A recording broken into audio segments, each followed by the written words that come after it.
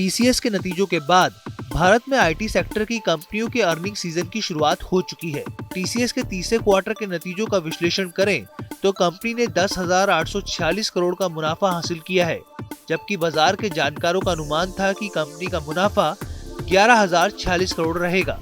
TCS ने अपनी guidance में अमेरिकी मंदी, महंगाई और बाकी अन्य ग्लोबल फैक्टर्स का जिक्र किया है। कंपनी का कहना है कि हम दुनिया से अलग नहीं हो सकते हैं। साथ ही कंपनी ने 75 रुपए के डिविडेंड का भी ऐलान किया है।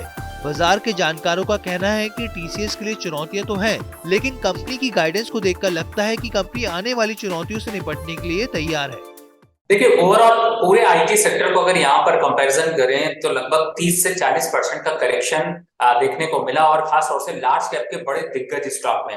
अगर यहाँ पर टीसीएस को ओवरऑल देखते हैं तो एक साल में 16% की गिरावट टीसीएस में भी देखने को मिली है। और अब आगे की अगर क्वार्टर ऑन क्वार्टर के नंबर्स देखते हैं या फिर लंबे समय के लिए 3 साल 5 साल का विजन देखते हैं तो जरूर यहाँ पर टीसीएस में इन्वेस्टमेंट किया जा सकता है, और इन्वेस्टर को यहाँ से अच्छी अपॉर्चुनिटीज इन्वेस्टमेंट पे मिल सकती है। दूसरी तरफ है थोड़ा बहुत आपको वोलेटिलिटी, थोड़े बहुत करेक्शंस आपको जरूर देखने को मिलेंगे, लेकिन वो अपॉर्चुनिटी होगी लॉन्ग टर्म इन्वेस्टर के लिए यहाँ पर बाइंग की। लेकिन नतीजों में सबसे अहम फैक्टर ये है कि कंपनी का इस क्वार्टर में हेड काउंट घटा है।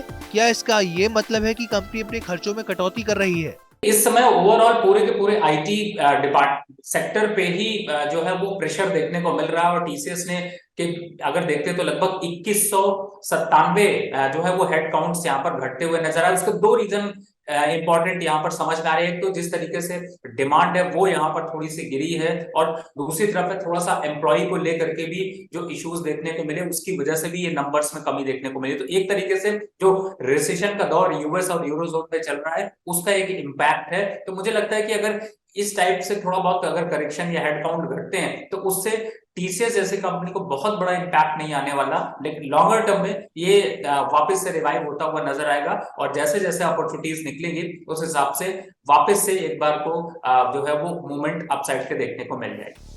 कंपनी का साफ तौर पर कहना है कि अट्रिशन रेट भी 21.5% से घटकर 21.3% हो गया है।